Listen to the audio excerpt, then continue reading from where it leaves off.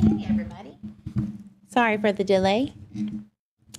Mr. Eve came home early, so you know how that be. I am going to go over some case studies today. It was just going to be one, but then I found a plethora of others that kind of mingle in together. But before I get started, let me say hi to everybody. You will not be seeing me on camera today, except for this one little quick blip of me, because I look like I could steal I'm Mr. Steal Your Girl right now. So there's that. It's hot in Texas, y'all. It's so hot, and I've been cleaning all day. Sorry for the noise. So that's why I was behind doing research and all that good stuff. Hey, Julia T. So let me go down the list. Aaron Hicks, thank you for being here. Miss Rubug, Bricklin, Lauren, my shed lines. Hey, Heather, my girl. Dope Soul in the house. Mr. Eve, Louisiana lady. Oh, new to my channel. Well, glad you're here. Really, really glad you're here. Any new faces? It's hot in Missouri too, Aaron, right? It's hot everywhere. We're supposed to get rain here in Texas Wednesday through Friday, I believe. But it's only 30%, so it's kind of like, great. That's just going to make it worse. Hey, Shani. Shani, I have to apologize to you for not going on the Twitter space like I was supposed to. I pass smooth out. And I'm telling you guys, anytime I go to bed early, everything happens. Everything. And I miss the party. So I apologize, Shani, for that. Barb, hey, hey. And anyone else who is coming in, Laura Dawn 82. Hot and humid in Central Florida and thunderstorms. Whew, girl. Florida is another level. Like, I'm telling you, from Texas all the way to Florida coast and then up towards, North Carolina and Virginia, it's another level. Something about that heat and humidity, because we're on the coast. Hey, Trouble. It's hot everywhere. Oh, my shedlines, I'll be going to Colorado soon. It's going to be a family vacay for toddler Eve's birthday. So we're going to go into the mountains. Hey, Tiff Turtle. Glad you're here too. All right. So you know how I am about case studies, right? So let me get up my favorite, but it's not really my favorite, but it's one of those case studies that are so rare. And I preach it all the time. I send it to any, creator that I get on panel with, which I've been getting on a lot lately for Michael Vaughn's case. But a lot of people are new, so I wanted to kind of go over it with you because you're going to start to see kind of some similarities between some of these cases. I am not saying that this case study is indeed what has happened to these missing children, nor am I saying anyone is guilty. Anyone is innocent until proven guilty by the court of law, not public opinion. However, I have a right to my opinion. So just wanted to let you know that I'm not persecuting anyone. I'm just saying that it's very eerie how similar, some of these are. So my favorite, let me rephrase that. It's not my favorite. It is my most, it's very shocking. Okay. And it's the false allegation of child abduction case report. Now, I will say that, with Summer Wells' case, I do feel that this is potentially the case with her. And the only reason why I'm kind of comfortable in saying that is because I'm pretty sure there's a lot of others that feel that way. And it's really almost textbook what's going on over there. Hey, Louisiana. All right. So here is what this is. I'm going to give you kind of a rundown. So this was made in 2011, or excuse me, it was released by let me see what her name is. There's a few, but it was specifically Kathleen Canning of the University of North Carolina at Wilmington. She's had two publications, but this was released in the Journal of Forensic Sciences in March of 2011. Now, the thing that gets me about this one is that there is not, to my knowledge, any other case reports of false allegations of child abductions that I've ever seen anywhere else. There have been reports from the OJP about victims of, child abductions and familial or parent abductions, but this is specifically talking about someone calling in and falsifying a report of a child abduction when they know what happened to them. Okay, that is what this is. It is one of the most mind-blowing ones. Okay, hey, Pigeon Mac. So I know it kind of seems like it's going to be a little boring, but once you start to think about Summer and all of the other missing children, but specifically Summer and potentially Michael Vaughn and Cody Bixby and AJ Friend, if you're not familiar with his case, it's awful, it's horrible. But this is kind of the thing. And I actually think that Kaylee Anthony is a part of this because if anybody followed her case,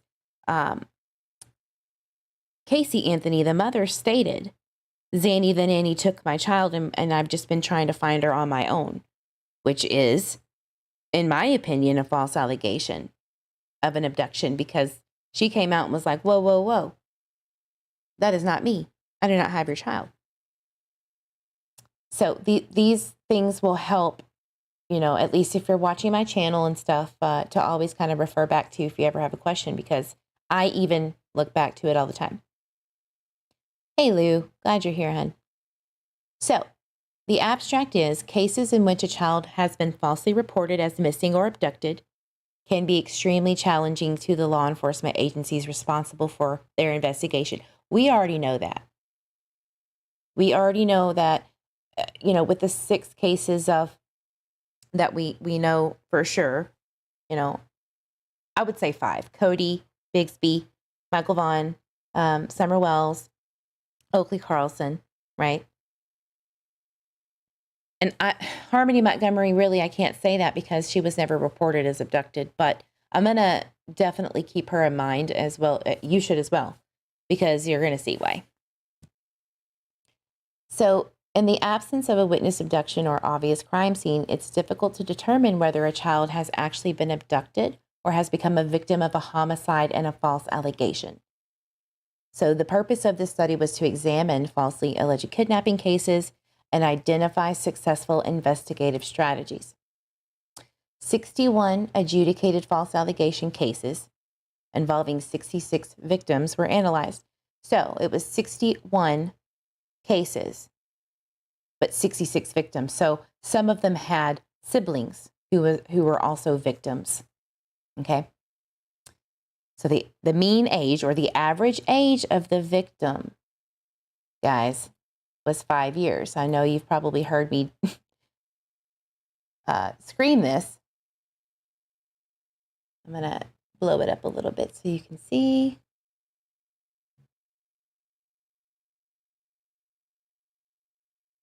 Five years old. And it's usually 5 or under, I think later on in the article, you'll see 3 to 5.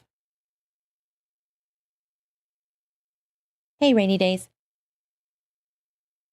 Barb says, technically Zanny was Xanax, so little one was being watched by Zanny. That, you know what? I'm actually going to go over Kaylee Anthony's case, because if you think about it, I think the majority of people know in their hearts that the mom's guilty. But there's still, if she's not, which the jury's felt that way, there's somebody still out there who has not been brought to justice, right? So definitely want to go over that. So victims come from generally unstable, high-risk family situations and were killed primarily by biological parents. Victims were killed because they were unwanted or viewed as an obstacle to a desired goal, or they were victims of abuse or maltreatment that ended in fatality. So I want to make that clear that it's usually related to a DV related incident where, it ended in fatality. Sometimes they didn't mean it. Sometimes they did. Lou, I heard she is now a child photographer in Florida. Yeah, Casey Anthony. Yep. All right. So I'm not going to read it verbatim, but I really just want to, pinpoint some of the things that is important, right?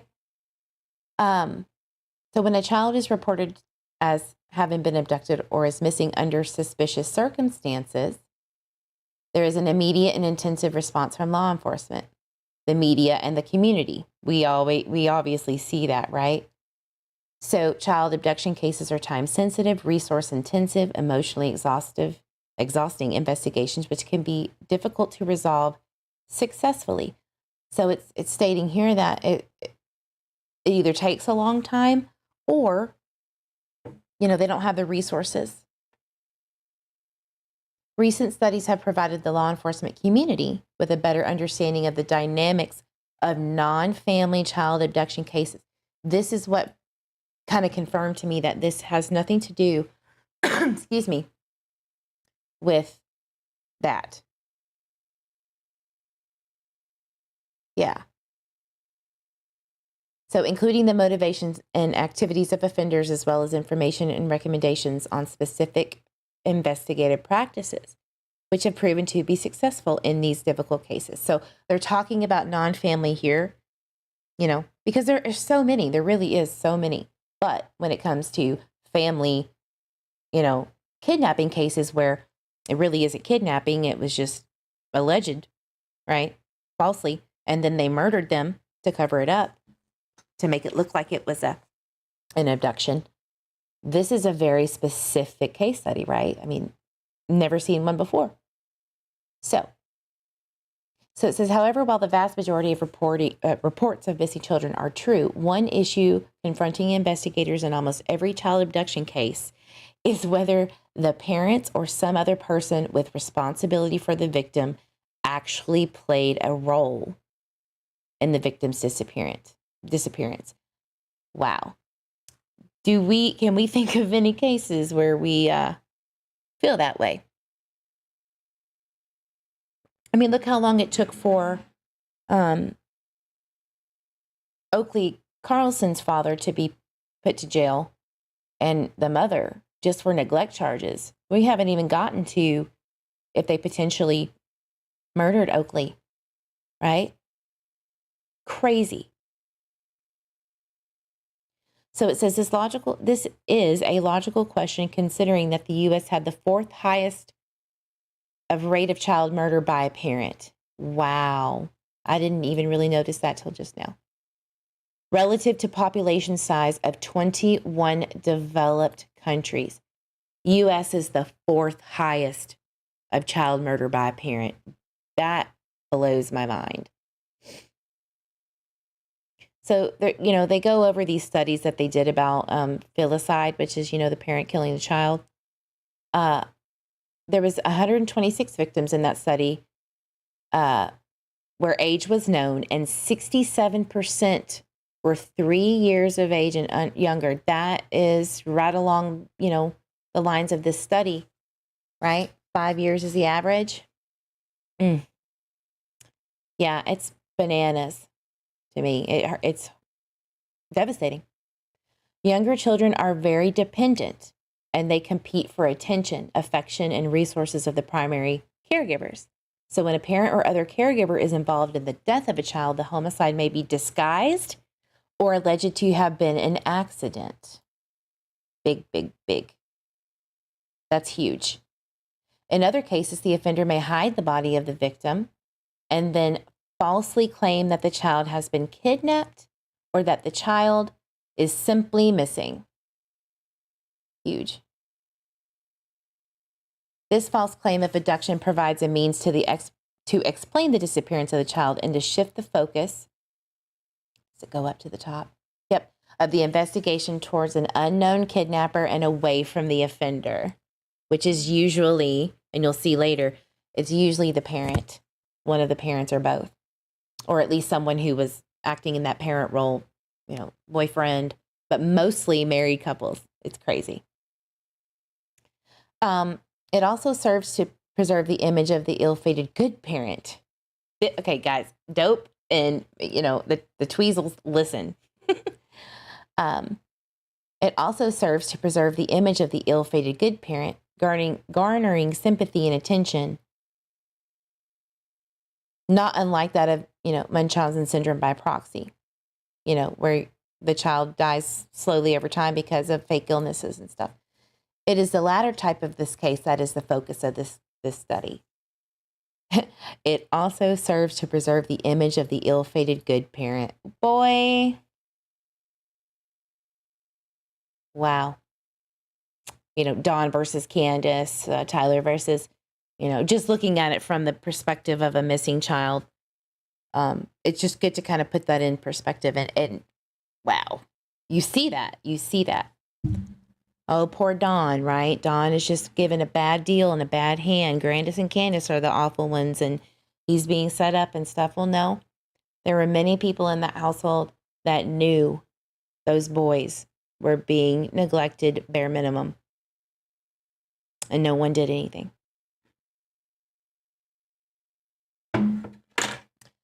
So, yeah, the Dior case, yep. So, law enforcement challenges. Listen to this one. False allegation of child abduction cases can be extremely challenging to law enforcement agencies responsible for the investigation. Listen, in the absence of a witness abduction or an obvious crime scene, it is difficult to know for certain whether a child has actually been abducted or has become the victim of a homicide and a false allegation. Y'all see that? Right, my shed lines. Yep, Dawn was just as responsible as the others in the household, correct. And everybody around them, too. I don't care if they were church members, friends. I don't care who they were. You had grandma in the house. You had a lot of people around that knew what was going on. Allegedly, Jody C. Brown, right? Said it out of her own mouth. Yeah. And you were a mandated reporter in the state of Tennessee. So whoever failed Miss Summer and those boys press charges on him, in my opinion. Or I don't know why they haven't. Ruby Rose, out of the 63 cases proven, imagine how many more have not gotten justice. Correct.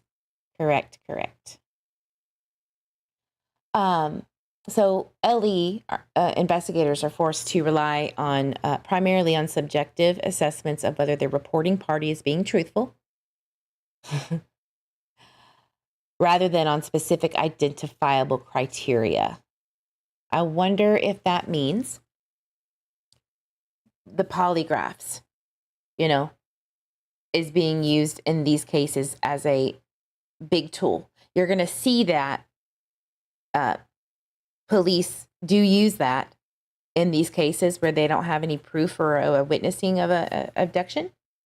You're going to see the polygraph results, and holy hell, it is crazy. One challenge involves a lack of a witness. And sorry, I'm highlighting these because I like to kind of pinpoint these things in my other report I can't find that I've already done this on.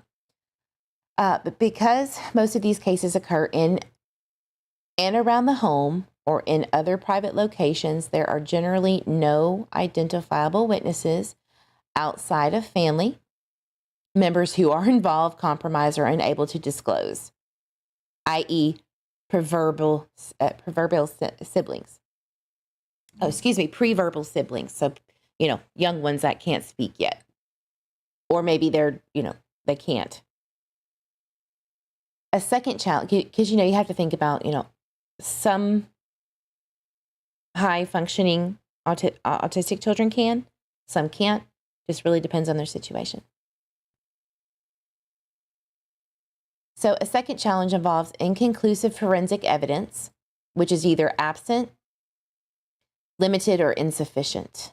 Do y'all see this?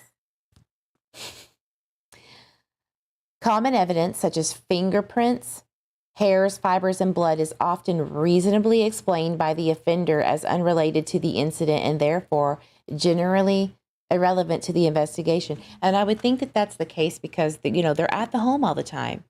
Of course, little one bumped their head the other day, and so there's going to be a little bit of blood, or the nose started bleeding because she was sick or whatever. How do you know the difference, right? And lie detector tests can only be used as they're being deceptive. Let's push a little further, but they can't be, it's not evidence in a court of law. So I can kind of see why they have such a hard time with this, right? So the third challenge to law enforcement is often the lack of experience. Lack of experience. Now, every place that I have seen besides Summers with these missing children like Cody Bixby and Michael Vaughn and stuff, they never had this kind of thing happen before where they had no evidence to suggest of, an abduction, but at the same time, public was like, you need to push the Amber Alert and all that stuff. Julia says, everyone in Idaho is required to report child abuse, including relatives, friends, and private citizens. Good to know. I thought that. I just didn't know for sure. So reported child abductions that end with the death of a child are relatively rare. Thus, law enforcement agencies often do not have practical experience with these investigations, obviously. So they may find themselves unprepared to handling it with little to no evidence. That's what makes it so hard. So you got to think about that from other missing children's cases.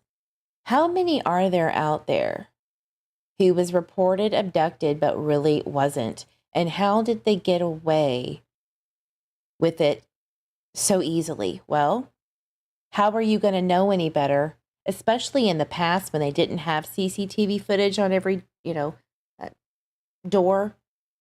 They didn't have CCTV footage in businesses.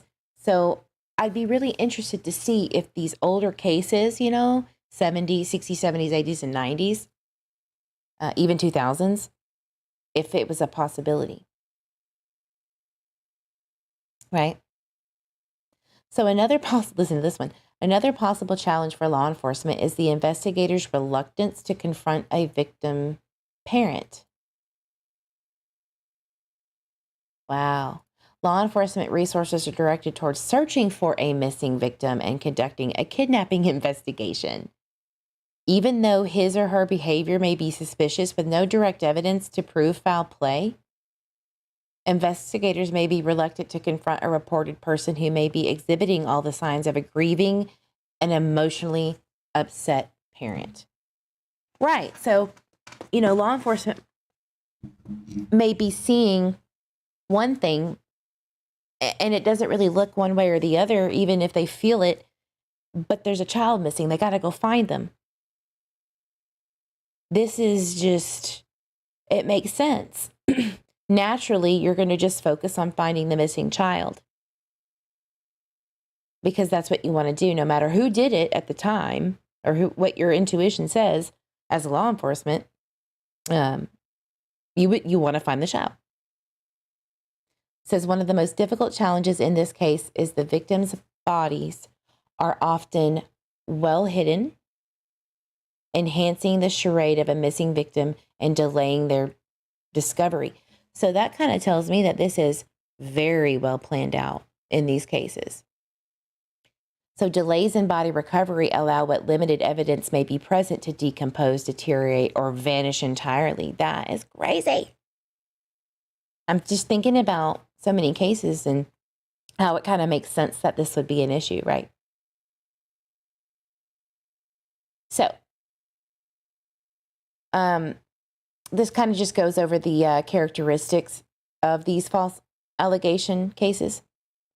There's sources at the bottom that I really want to dig into if I can, but I haven't been able to find most of them because some of this information is probably protected, and this person, whoever did this, Kathleen, was only privy to it, right? So the victim was under the age of 18. The victim was reported to law enforcement as missing or as having been abducted. At the time of the report, the victim had already been killed or had been left for dead. I did not realize that. At the time of the report, the victim had already been killed or had been left for dead. That is a characteristic of all of these victims. Wow. Are y'all speaking Spanish in the chat? Mr. Eve. Mr. Eve. What am I going to do with him? At the time of the report, the reporting party knew or believed that the victim was deceased and knew that the victim was not actually missing. Okay. And then the case was adjudicated. Amazing. So I want to know which cases these were. I really do. Amazing. So the NCMEC, which, National Center for Missing and Exploited Children, that's where she got her information, the case files, and then the NCMEC, FBI, and then that. From 1979 to 2004. So this has been going on for a hot minute, y'all. We're talking about airplanes undercover. Wow. Mr. Eve. I'm going to have to take his phone away, y'all.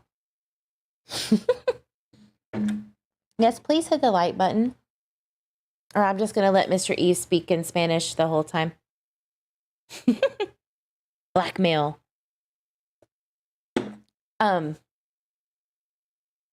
Yep, so upon receipt of these case materials, each case was reviewed, questionnaire completed, and then the results coded into a database of some kind. Wow. The questionnaire was divided into 4 sections that highlighted victim, offender, offense, and investigative characteristics, which is what we went over up here. So we have race, gender, any kind of background on what they were going through, if they experienced prolonged separation from the caregiver, changes within the family structure, which is so important to me. Like that would make sense to cause, some kind of grief where an accident happened or a domestic violence related issue went overboard. And then whether the victim was classified by the offender as difficult or different. It's very interesting that would be one of the questionnaire questions, because maybe that's kind of the big missing link. Were they difficult? These are scary stats, folks. Yeah.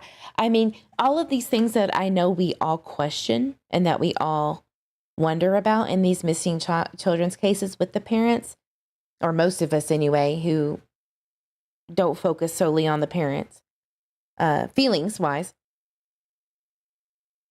It's just making a lot of sense, y'all. These are not questions that would be hard to deductive reason, right? To deduce. So offender data, got all that information. Criminal offender, meaning the parents, included all of their backgrounds, whether the offender lived with the victim at the time of the offense, work, drugs and alcohol, etc., mental history, criminal history, domestic abuse, all of those things that were going on, right? Or may have gone on in the past. If there were multiple offenders, these same variables were captured for secondary offenders. So someone who maybe knew about it or helped assist, right? You says it's never been easy to raise a child, but these times we're living in, it's 50% harder. You can't even trust your own family or even the schools and teachers. Yeah. I agree. I understand that completely. And, I'm going to just say it. The COVID times, I really do feel like it pushed crime to happen behind the scenes without being reported. So like even Kingsport, Tennessee came out with, a PD report from law enforcement stating, this is what happened. We got less calls, but more crime. So less crimes were reported or called in, but more crimes occurred, which was very interesting to me that usually it's not much different for Kingsport for the last 3 years, but crime has been on the rise around there. So it's just very interesting. So, woohoo, Heather's been a member for 6 months. Thank you for being here with me.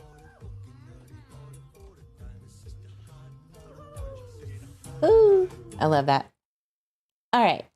So there are characteristics, including the time of death, time reported missing, recovered, how the incident was reported to law enforcement.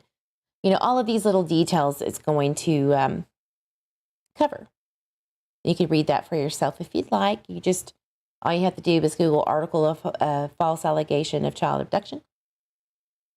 So let's kind of go over some of the interesting things that I have found. So the average age, 4.5 years, with the median age of 3.5 years of the total victims, right? So I believe that they, rounded 4.5 to 5 years, right? But they covered victims from infancy, like birth, to 17 years old. So think about that. In these false alleged abductions, they covered day 1 to 17 years old, and still the average was 5. 3 to 5. That's crazy. Stony Stone Black Bolt News. Hi. Thank you. Thank you for being here.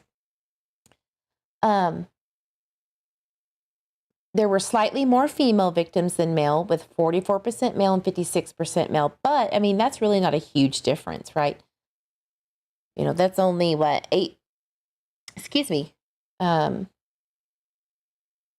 difference. That's a little bit high, but not too much. The victims were primarily Caucasian, with an additional 18% of African American, 8% Hispanic, and 4% biracial. Hey. Wow. Victims of actual non-family abductions are significantly more likely to be women. So victims of actual non-family abductions are more likely to be women, right? This is the ones that you hear about, stranger abductions, right? The most rare of rare. Because the motivation is usually, this word right here. The average age of non-family child abduction homicide victims is 11 years. So you have 11 years for non-family, SA-related crimes. But here in these false alleged abductions where the parents murder their children is 5, 3 to 5, right? The victim characteristics in this study mirror those, which found that children younger than 4 years are at greater risk of severe injury or death by their parents. Now, hold on. Children younger than 4 years are at greater risk of severe injury or death by their parents or caregivers. More than half of the victims in this study were 4 years old or younger. Wow. And 4 years old to 5 and 6, sometimes it can be different depending on, some of the things going on in the house, like if they're delayed. Severe trauma over time can delay growth. It can stunt your growth. Your brain is literally traumatized. Stony Stone says, I do true crime as well. We have to stick together, sister. Yes, ma'am. Yes, ma'am. And it's really hard with COVID. I'm sure COVID has skewed the numbers because, look, most of these, reports come out the year before. Like 2009, 2010, you'll see these reports, or maybe even the year after, every decade. But there is nothing updated on these. So you would see 2019, 20, and 21 reports on stuff like this, and you rarely see it. The only ones that you do see are things like serial killers and murder by crimes, usually adult, right? Adult victims and things like that, or runaways. Like nothing on these kind of more rare cases. It's weird. And I'm pretty sure that's COVID related because it skewed so much. All right, it says there were 5 cases in our study in which 2 victims, okay, 2 of them, siblings or half-siblings were murdered during the same event. 3 of the 5 cases were reported as a witness abduction, that is a carjacking. Wow. So there were 61 primary offenders responsible for these 66 victims. And then the secondary, let's see what it says. Secondary offenders assisted in the homicide and or cover-up. So I want to know the percentage of that. So in 75% of the cases, it only involved 1. There was 1 case that involved 3 offenders. And then about half of the primary offenders were men. So, okay, about even. The average age of primary offenders in this case was 29 years. That's very surprising. So in contrast, in true non-family abduction homicides, the average age of offenders is 28 years, overwhelmingly men with a motivation that was primarily you know what. Makes sense. So the majority of the offenders were white. Kind of the same, you know what, kind of the same as the victim offenders. The victims. Does that make sense? So primary offenders were unemployed in 56% of the cases, and slightly over half whose education was known graduated from high school. Okay. I know, right? Me, you. So offender criminal history. So let's look at the primary offender. They had documented criminal history in 57% of the cases. So, more than half did. There were adult arrests in almost 50%. Half of those who had criminal history were involved in serious offenses, including assaults, SA, or domestic violence. So that's obviously something that would go along with a homicide of a child, right? Violent tendencies. Here's a weird one. 12 of these people had been arrested and or convicted of larceny or theft offenses, and 11 had prior alcohol or drug-related convictions. So obviously violence and then drug abuse could go hand in hand, right? So 3 had been arrested for crimes involving some kind of deception like bad checks, fraud, counterfeiting, and forgery. Yeah. I wonder if we know anybody like that in these cases, right?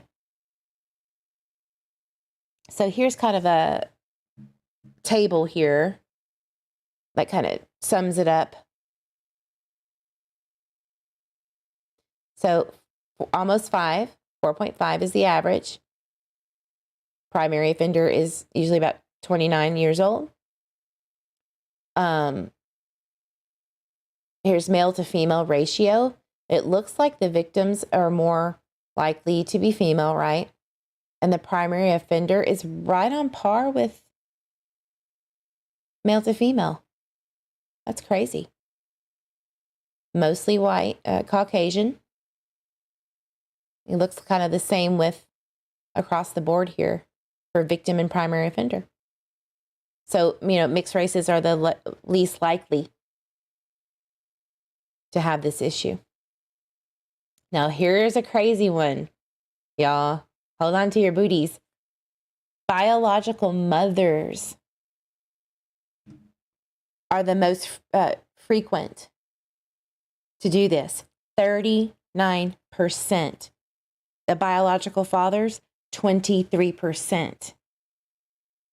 And then it goes to, step foster or adoptive parents, and then kind of dwindles down to mother's boyfriend, stepmother, aunts, family friends. So usually with these family friend cases, those are more to the non-family abductions, right? So that I'm sure that's why it was so low. And I bet you this family friend was the third person involved in that one case, right? Yeah, moms. Isn't that nuts? Ugh. I mean, I really do sometimes think that, biological fathers would be the more prone to doing this because, they're stronger, tendency to be more violent. But I'm not trying to be rude. I'm just saying, like, that's where my brain would go. But matter of fact, biological mothers, that's a big difference to me. Yeah, dope. No excuse for neglect. Hi, Brianna. Ruby Rose, tired of people saying it's impossible to watch your kids 24/7. These are babies, toddlers, no excuses. If you're in the bathroom, leave the door open, watch your children, right? Right. Agreed. Well, there could be other reasons too. Like, let's say they're overworked. Moms tend to be overworked because now the standard is that you got to work, both of you, right? Financial hardships, and COVID happening. We don't really know right now, but back in 2011, when this was released, we can only go by what happened there. But I bet you, if they did another report, things would change. I think it would be more even kill with the mothers and fathers, but I could be wrong. Hey, here's Sally, my Jack. So, victim-offender relationships. The majority of the offenders in the study were biological parents, the common offenders being the mothers. I mean, that really blows my mind. Most offenders acted alone, involving a secondary offender in 25% of the cases. I bet you they were, covering it up or, found out later and then helped dispose of the child to protect either the integrity of the family, right, or whatever it may be. So in cases where the primary and secondary offenders, they were either married or in a relationship. In nearly all of the cases, 93%, the victim resided with the offender. 93%, these children were in the home with their offender, their parents. The relationships reflected the custodial role of the offender, allowing them to access opportunity and privacy in the commission of the homicide as well as disposal. Makes sense, right?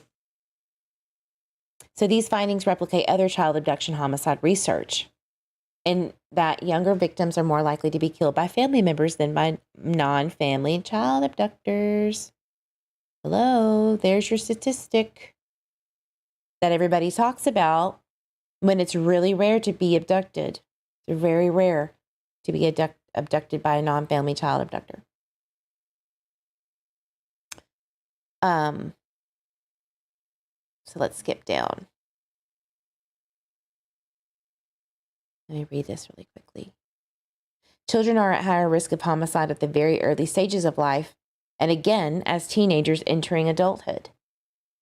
As they age and become more mobile and independent, children are victimized less often by family members and more often by acquaintances. So when they become more independent, children are victimized less often by family members and more by acquaintances and strangers.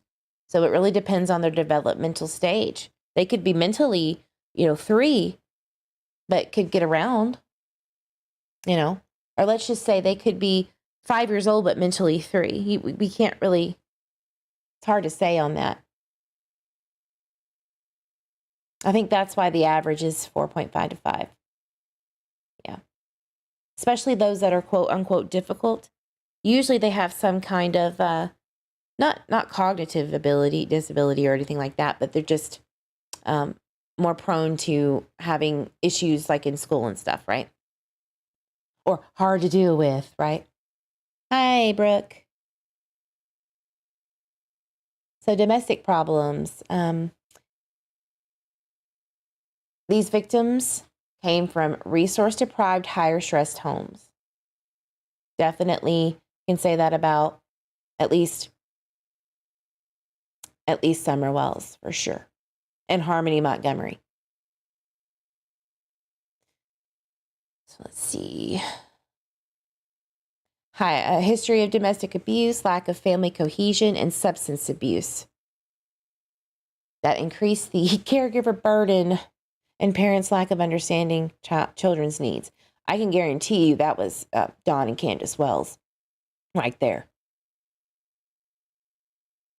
Aaron, for sure. I want to get these case studies out because it might give people an idea or an understanding, or maybe even lead to a dang tip, anything to help, right?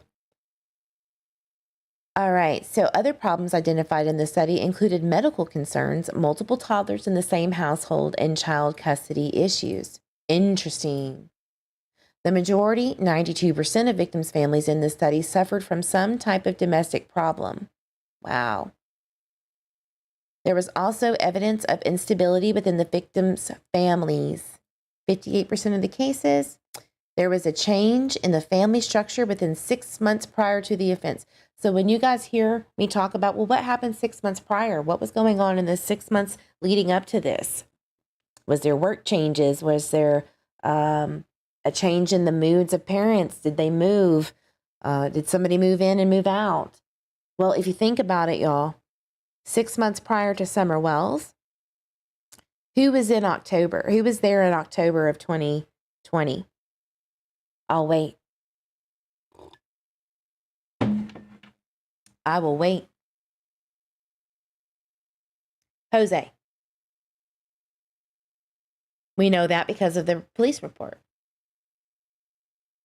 What was going on in Harmony Montgomery's case? Drugs. People were moving in and out of the house. They didn't have any electricity. They were literally using buckets for sewage. It was awful. A lot of changes. Drugs overran Harmony's living conditions. You know? It's just crazy. There was a prolonged separation between the offender and the victim in 53% of the cases. For example, victims who lived with a separated parent or other relative or foster home for a significant period of time prior to moving into the family unit in which they were killed appear to be at higher risk. So I didn't think about this, guys. Was Summer Wells or her brothers, were they taken out of the home? Remember when Don said, we just got them back? I remember him saying that somewhere. We just got our kids back. Did they leave the home for a hot minute and come back? Were they taken out of the home?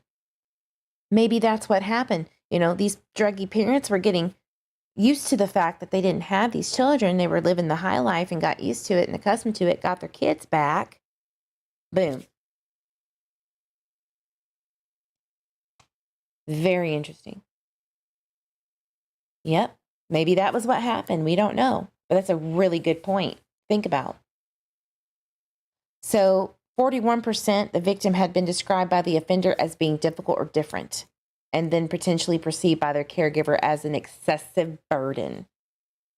How could any child be an excessive burden is beyond me. I could never.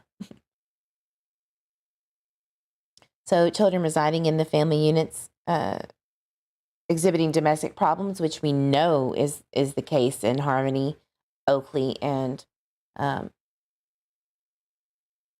Summer, they were, at higher risk too. It's awful.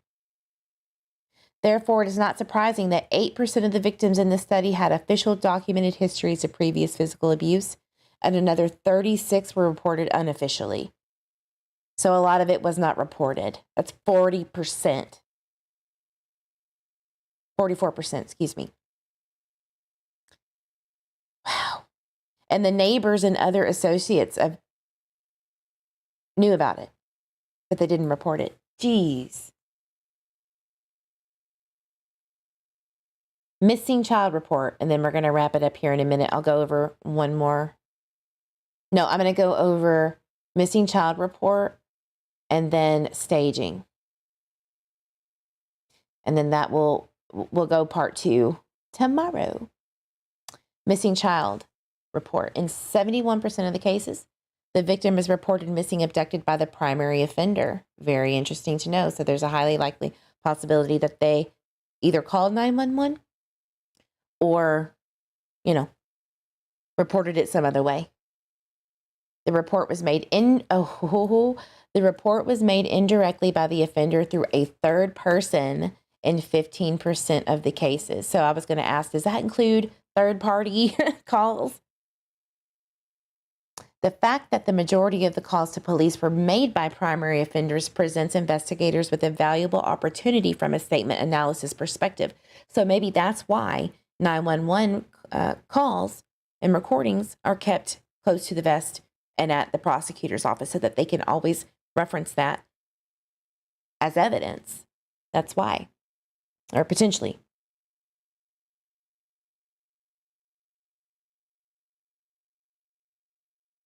Yeah, I know, Brooke. Yeah, I agree. So through the collection of 911 recordings, investigators have the benefit of hearing the offender's firsthand recital of the incident. Analysis of the 911 recordings can potentially provide investigators with insight and interviewing strategies to help solve these cases. The offender reported the last known sighting of the victim in their residence at 54%. Almost half of them said we saw him in the home and him or her in the home, and then all of a sudden they weren't. True crime with Stony Stone. Well, I have to run. Oh, thank you for coming by. I really appreciate it. Have a good day. So 42% was last seen inside and 12% immediately outside. So most of them were in the home and then they didn't see them. Offenders also reported victims missing from the vehicles at 15, and then shopping areas. The shopping areas one. Now, you know how the new information came out about Adam Walsh? Kind of makes you wonder.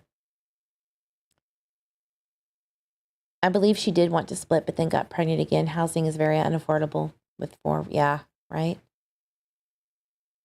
So this characteristic is similar to non-family child abduction homicides, wherein 40% of the victims were last seen within 200 feet of their homes. Wow. Now this staging one really, really gets me going. And here's why. So obviously staging is falsely putting up some kind of red herring to make it seem like somebody else came and, right? Somebody else came and took the child. It's intentional manipulation of physical evidence to redirect the investigation away from the offender. Staging is often accompanied by false or misleading statements by the perpetrator in an effort to bolster the offender's false report. That's pretty self-explanatory. Staging is often utilized in cases of a reported abduction. For example, in reported carjacking abductions, offenders have moved their vehicles to other locations prior to calling the police. Let me read that again. For example, in reported carjacking abductions, offenders have moved their vehicles to other locations prior to calling police and reporting the abduction. What if that's true even if it wasn't a carjacking? When an abduction is alleged to have occurred at a location other than the victim's residence, it's especially important to conduct neighborhood canvasses and collect area surveillance camera video to determine the accuracy of the reports. Right. Maybe that's why the walking man in Michael Vaughn's case in the Honda Pilot is so important. Dope Soul says, I think there should be more social real-life counseling available in schools, right? Yep. Or let them feel like it's safe, because some kids do speak out to counselors. And it always ends up coming back to the parent somehow, because, they are the primary caregivers and they have the right to know about their child. Now, I do know that privacy laws are getting more strict on that in the wrong way sometimes, but just hoping that the person who is the counselor in the school has the proper training and the authority, right? I think that's important too. So other cases in which staging was apparent involve reports of children abducted from their bedrooms. Staging in these cases often include movement, manipulation of physical evidence, or the planting of fabricated evidence prior to the offender making the report. Reported abductions from victims' homes sometimes involve missing, manipulated, or cut window screens, broken windows, open doors. In one case, not part of the study, an offender mailed a mitten to herself in an effort to legitimize the reported disappearance of her 2-year-old child. That's disgusting.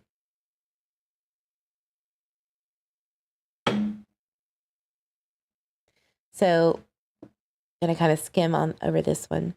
Oh, no. This is very important. The successful determination as to whether a crime has been staged is dependent on the investigator's ability to recognize and document inconsistencies that center around the victim and the geographic locations involved in the crime. That's huge. So they're saying the investigators need to really look at the inconsistencies around the home, basically, and the area. Where did they search, right? Where did they say that they last saw that child? Who was there?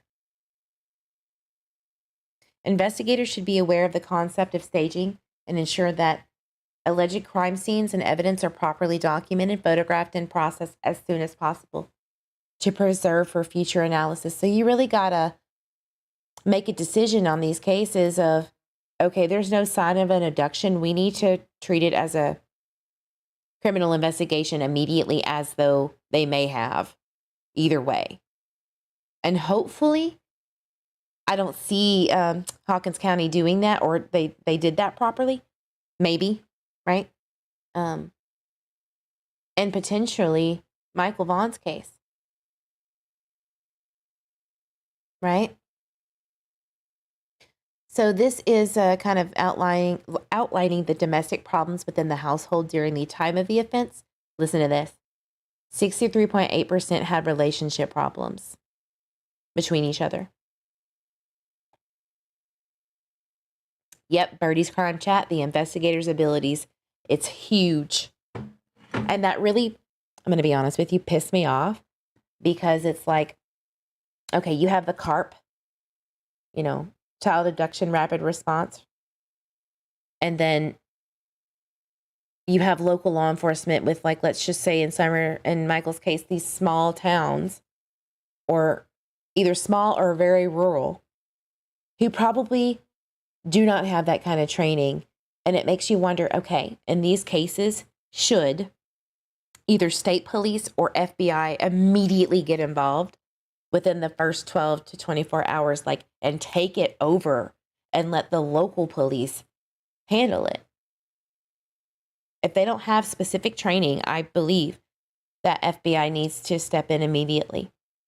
They have more resources. They have more, technology. So the next one is financial problems and drug abuse, which that makes sense, right? If you're going to have relationship problems, it's usually going to be about all of these other things, right? So that makes sense. I think we'll stop here because it's at 1 hour. Okay. Tomorrow, I'm going to go over the rest of what was found, and it shouldn't take more than the live tomorrow. But I did want to do the polygraph because I know everyone was like, what about the polygraph? So real quick, the polygraph is not admissible in court, right? We know that. The value as an investigative tool should not be overlooked, it states. In this study, 43% of the offenders agreed to take the polygraph, guys. 43%. Of those offenders, 88% failed their polygraphs and 4 were inconclusive. And that could, let's just say that 4% they failed it, or they were just too high out of their mind or upset. Let's just say that they actually failed it. That would be 92%.